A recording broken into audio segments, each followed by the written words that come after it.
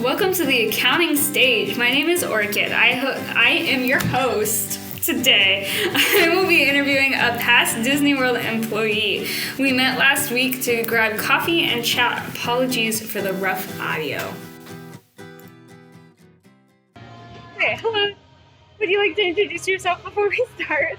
Yeah. So my name is Danica Dvorachek. I'm currently a senior financial analyst for Square, which is a sub-company of Block.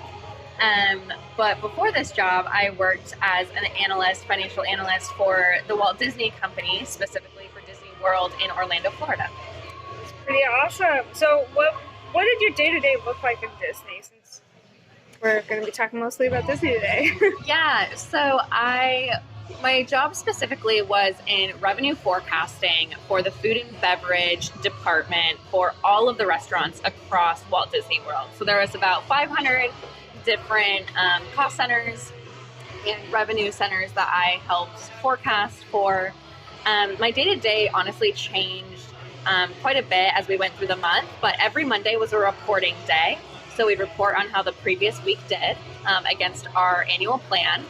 And then the rest of my weeks were either reforecasting the plan, we did that once a month, or it was working on ad hoc project work. So I helped build forecasts for new restaurants, for pricing new food items, anything that just really had to do with food and beverage revenue forecasting. Interesting. That sounds really daunting. How were you able to kind of figure out how to forecast correctly? I guess that's more of an econ question. Yeah.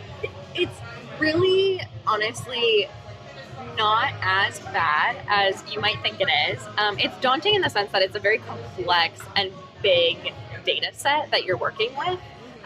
Lots of locations, lots of, parks, resorts, different chefs, etc. that you're working with. However, because it's a pretty closed system, Disney has a lot of control over their theme parks. There's a lot more closed experimentation that can be done, and the historical data is pretty consistent.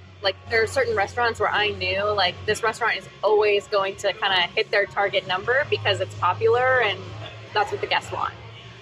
That makes sense. Yeah. I guess it has been going for quite a while, and you still always hear about the same couple of restaurants.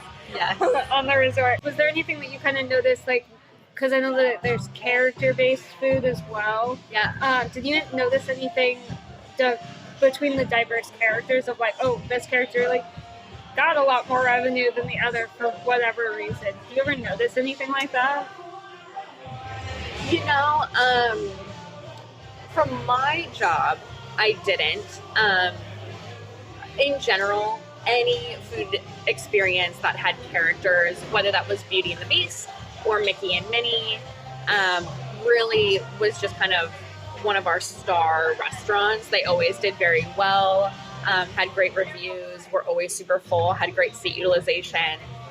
However, I did have friends in the marketing team, and they, Disney's so good with this kind of stuff, and they did a great job of asking guests and people who interact with Disney who their favorite characters were. And one of the questions obviously is what your ethnicity is, what your age is, where you live, those sorts of diversity type questions.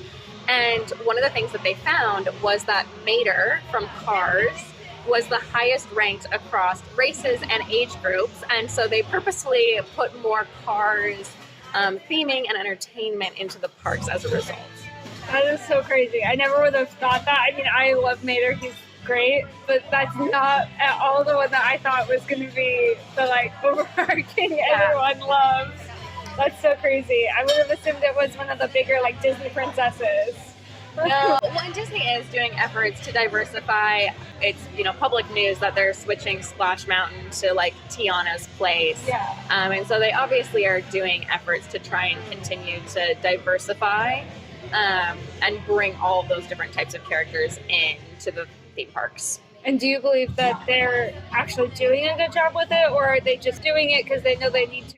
No, I really do think that Disney does a good job of trying to be diverse. And we see that across the board, right? Not just in the theme parks, but especially in the movie section. When I look at, Pixar's recent movies, we've just had an influx of diverse characters. My recent personal favorite is Turning Red, the one about the red panda, and the animators who worked on that and like did the storyline, like that was very personal to them and their heritage. So they're definitely doing diversification there.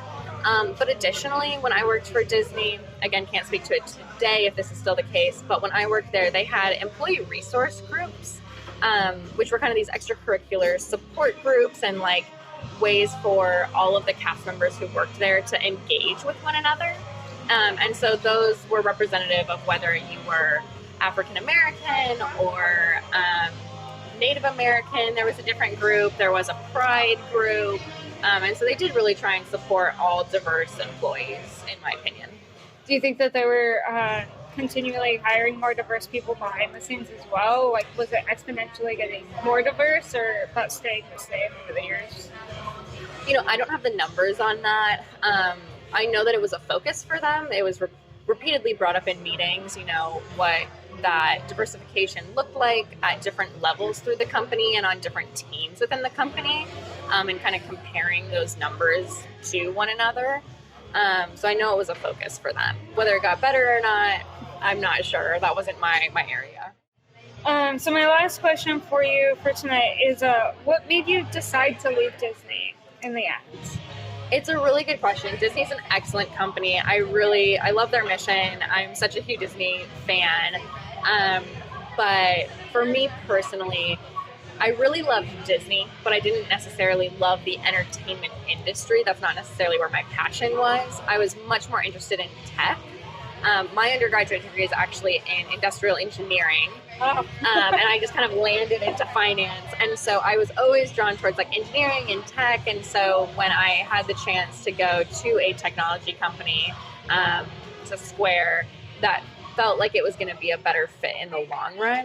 But it was painful. Like, I have great memories of working at Disney, and I had excellent coworkers that felt like family, honestly, to kind of leave behind. I'm still very in touch with a lot of them, and when I'm in Orlando, get lunch together, and I've got one buddy who I'm like catching up with soon on a phone call, just because we really were just very tight-knit. That's really awesome to hear, that Disney isn't quite the big bad guy that everyone tries to make them out to be nowadays. I mean, at the end of the day, like, they're a company, right? And nobody's perfect, but I did really enjoy my time working there. Well, that's awesome. And thank you so much for letting me interview you on all of this, and I hope to talk to you again sometime. Yeah, of course. Thank you for listening, and a big thank you again to Danica for this amazing interview.